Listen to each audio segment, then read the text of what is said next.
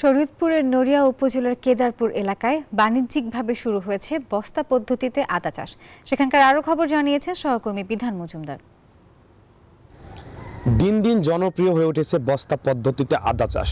পতিত জমি আর স্বল্প ব্যয় লাভজনক এই ফসলটি হওয়ায় কিন্তু কৃষকরা দিন দিন ঝুঁকছেন এই আদা চাষে। তো সেই ধারাবাহিকতায় শরীয়তপুরের বিভিন্ন উপজেলায় বাণিজ্যিকভাবে শুরু হয়েছে বস্তা পদ্ধতিতে আদা চাষ।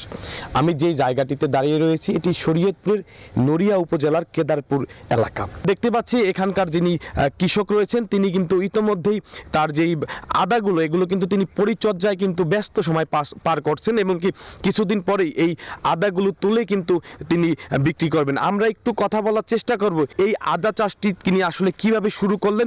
আমরা একটু শুরুর দিকটা আসলে জানতে চাচ্ছিলাম যে আপনি কিভাবে এই আদা চাষে আসলেন এবং শুরু করলেন চাষ।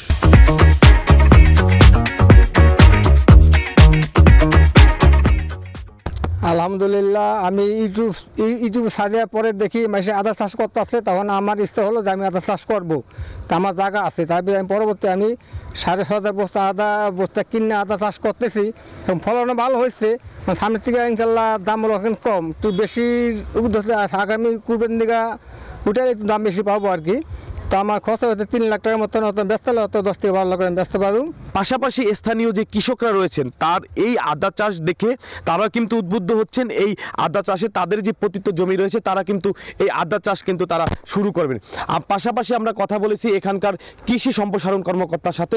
তিনি যেমনটি বলেছিলেন আসলে এই বস্তা পদ্ধতি আদা চাষে আসলে পতিত জমিতে এবং কি স্বল্প খরচে এই চাষটি করা যায়, যার ফলে কিন্তু কৃষকরা কিন্তু দিন দিন ঝুঁকছে।